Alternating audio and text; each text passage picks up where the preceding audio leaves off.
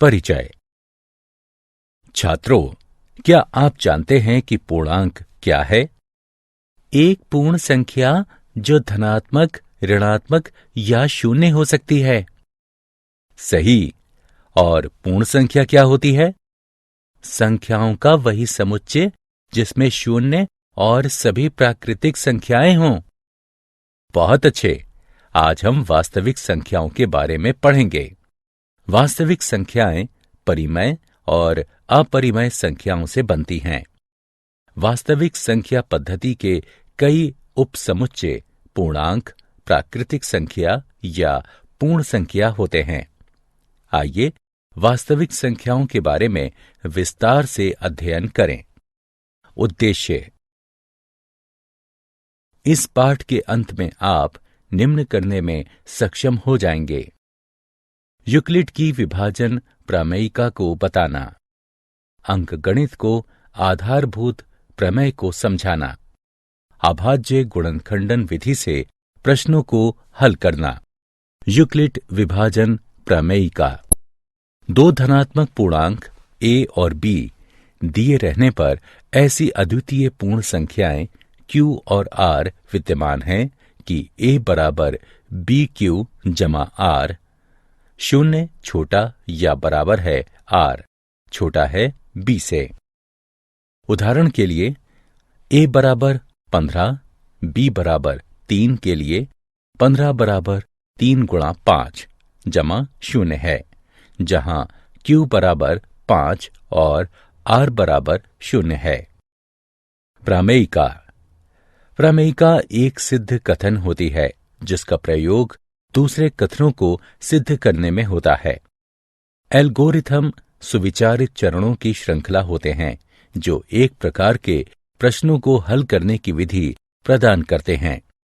Euclid विभाजन प्रमेयिका का प्रयोग दो संख्याओं का HCF ज्ञात करने के लिए किया जा सकता है। इसका प्रयोग संख्याओं की कुछ उभयनिष्ठ विशेषताएं ज्ञात करने के लिए भी किया जा सकता है। HCF कैसे ज्ञात करते हैं? दो धनात्मक पूर्णांकों C और D, C बड़ा है D से, का HCF ज्ञात करने के लिए हमें निम्न चरणों से इसका अनुसरण करना होता है। चरण 1। C और D पर यूक्लिड विभाजन प्रमेयिका का प्रयोग करिए। इसलिए हम ऐसे Q और R ज्ञात करते हैं कि C बराबर DQ जमा R हो। चरण 2।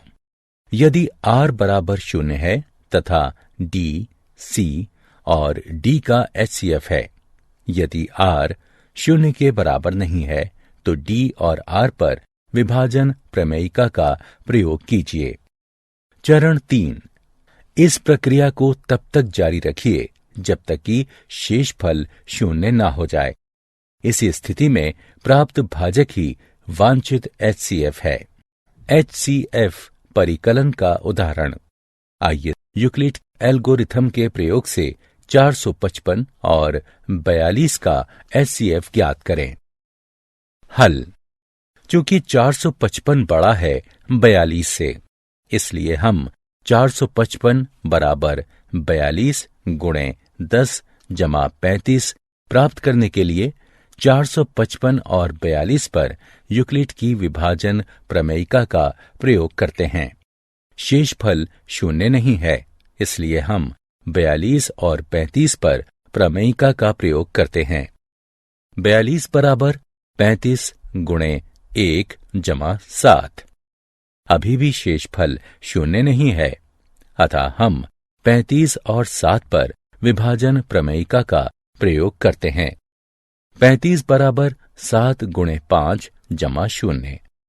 हम देख सकते हैं कि शेषफल शून्य हो गया है और हम आगे नहीं जा सकते। इसलिए 455 और 42 का HCF इस स्थिति में विभाजक यानी 7 होगा। यूक्लिड के प्रमेय का उदाहरण। आइए सिद्ध करें कि प्रत्येक धनात्मक समपूर्णांक 2Q के रूप का होता है और प्रत्येक धनात्मक विषम पूर्णांक 2Q जमा 1 के रूप का होता है, जहां Q कोई पूर्णांक है। हल। मान लीजिए a कोई धनात्मक पूर्णांक है तथा b बराबर 2 है, तब यूक्लिड विभाजन एल्गोरिथम से ऐसे पूर्णांक q और r हैं इस तरह से कि a बराबर 2q जमा r, जहां 0 छोटा या बराबर है, r छोटा है 2 से। अब 0 छोटा या बराबर है, r छोटा है 2 से, अर्थात 0 छोटा या बराबर है, r 0 छोटा या बराबर है 1 से, अर्थात r बराबर 0 या r बराबर 1। चूंकि r एक पूर्णांक है, इसलिए a बराबर 2q या a बराबर 2q जमा 1।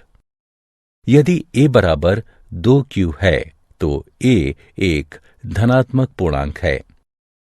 हम जानते हैं कि धनात्मक पूर्णांक या तो सम या विषम हो सकते हैं, इसलिए कोई भी धनात्मक विषम पूर्णांक 2q जमा 1 के रूप का होगा।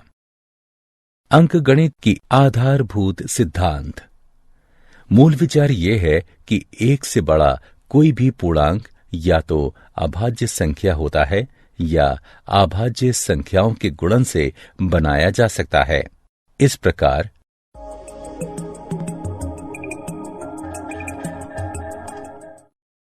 आइए परिभाषा से शुरू करें। 1 से बड़ा कोई भी पूर्णांक या तो अभाज्य संख्या होता है या अभाज्य संख्याओं के अद्वितीय गुणनफल या क्रम को नजरअंदाज करते हुए उसके रूप में लिखा जा सकता है। इन संख्याओं को देखिए। 2 अभाज्य है, 3 अभाज्य है, 4 2 गुणा 2 है, 5 अभाज्य है, 6 2 गुणा 3 है, 7 अभाज्य है, 8 2 गुणा 2 गुणा 2 है, 9 3 गुणा 3 है, 10 2 गुणा 5 है, 11 अभाज्य है, इत्यादि। एलसीएम और एचसीएफ में संबंध। किन्हीं भी दो धनात्मक पूर्णांकों a और b के लिए एचसीएफ a b गुणा एलसीएम a b बराबर a गुणा b। उदाहरण, यदि a बराबर 3 और b बराबर 6 है, एचसीएफ 3 6 गुणा एलसीएम 3 6 बराबर 3 गुणा 6 बराबर 18। यदि हमारे पास दो धनात्मक पूर्णांकों का एलसीएम है तो हम इस परिणाम को प्रयोग करके उनका एचसीएफ ज्ञात कर सकते हैं। हम किन्हीं दो संख्याओं का एचसीएफ और एलसीएम अभाज्य गुणनखंडन की सहायता से ज्ञात कर सकते हैं। आइए देखें कि कैसे। 510 और 276 का एलसीएम और एचसीएफ ज्ञात कीजिए। 510 बराबर 2 गुणा 3 गुणा 5 गुणा 17। 276 बराबर 2 गुणा 2 गुणा 3 गुणा 23। 510 और 276 के उभयनिष्ठ गुणनखंड 2 और 3 हैं, अतः एचसीएफ बराबर 2 गुणा 3। एलसीएम ज्ञात करने के लिए उभयनिष्ठ गुणनखंडों को एक बार फिर लिखिए और फिर बचे हुए अभाज्य गुणनखंडों को लिखिए और फिर इन दोनों का गुणन कर दीजिए। आपको दी गई संख्या का एलसीएम प्राप्त हो जाएगा। 510 बराबर 2 गुणा 3 गुणा 5 गुणे 17। 276 बराबर 2 गुणा 2 गुणा 3 गुणा 23। उभयनिष्ठ गुणनखंड 2 और 3 हैं और 510 के बचे हुए अभाज्य गुणनखंड 5 गुणा 17 है तथा 276 के बचे हुए अभाज्य गुणनखंड 2 गुणा 23 है, अतः 510 और 276 का एलसीएम है बराबर 2 गुणा 3 गुणा 5 गुणा 17 गुणा 2 गुणा 23 बराबर 23,460। आइए देखें कि एलसीएम और एचसीएफ के गुणनफल और स्वयं उन संख्याओं के गुणनफल में क्या संबंध है। ऊपर के उदाहरण में संख्याओं का गुणनफल बराबर 510 गुणे 276 बराबर 1,40,760। एचसीएफ और एलसीएम का गुणनफल बराबर 23,460 गुणा 6 बराबर 1,40,000। उदाहरण, दो संख्याओं का एलसीएम 126 है। यदि एक संख्या 18 है और संख्याओं का एचसीएफ 2 है तो दूसरी संख्या ज्ञात कीजिए। हम जानते हैं कि दोनों संख्याओं का गुणनफल बराबर होगा उनके एलसीएम और एचसीएफ के गुणनफल के, यानी 18 गुणा x बराबर 126 गुणा 2। यहाँ x दूसरी संख्या है, यानी x बराबर 126 गुणे 2 बटे 18 है, तो x बराबर 14 होगा। अंकगणित की आधारभूत प्रमेय का उदाहरण दिया है। 306 और 657 का एचसीएफ बराबर है 9 के, तो इनका एलसीएम ज्ञात कीजिए। हल, हम जानते हैं कि दो संख्याओं के एचसीएफ और एलसीएम का गुणनफल स्वयं उन संख्याओं के गुणनफल के बराबर होता है। इसलिए 306 और 657 का एचसीएफ गुणा 306 और 657 का एलसीएम बराबर होगा 306 गुणा 657 के, जो कि बराबर है 9 गुणा 306 और 657 के एलसीएम के। अर्थात इसे हल करने पर हमें एलसीएम प्राप्त होगा 22,338। मूल्यांकन। आगे बढ़ने से पहले आइए जानें कि आपने क्या सीखा है। अभाज्य गुणनखंडन विधि से 6, 72 और 120 के एचसीएफ और एलसीएम के परिकलन को सही विकल्प चुनकर पूरा कीजिए। क्या आप जानते हैं 17वीं शताब्दी में सर्वप्रथम डेकार्टे ने बहुपदों के मूल को व्यक्त करने के लिए रियल शब्द का प्रयोग किया और उन्हें इमेजिनरी संख्याओं से अलग किया। कार्ल फ्रेडरिक गॉस को प्रायः गणितज्ञों का राजकुमार कहा जाता है तथा उनका नाम आर्किमिडीज और न्यूटन के साथ सर्वकालिक महानतम गणितज्ञों में लिया जाता है। उनका गणित और विज्ञान दोनों में मौलिक योगदान है। सारांश। आइए हमने जो कुछ सीखा है उसे संक्षेप में दोहराएं। यूक्लिड विभाजन प्रमेय का दो धनात्मक पूर्णांक a और b दिए रहने पर ऐसी अद्वितीय पूर्ण संख्याएं q और r विद्यमान है कि a बराबर bq जमा r, जहां 0 छोटा या बराबर है r से और b r से बड़ा है। यूक्लिड विभाजन एल्गोरिथम। ये यूक्लिड विभाजन प्रमेयिका पर आधारित है।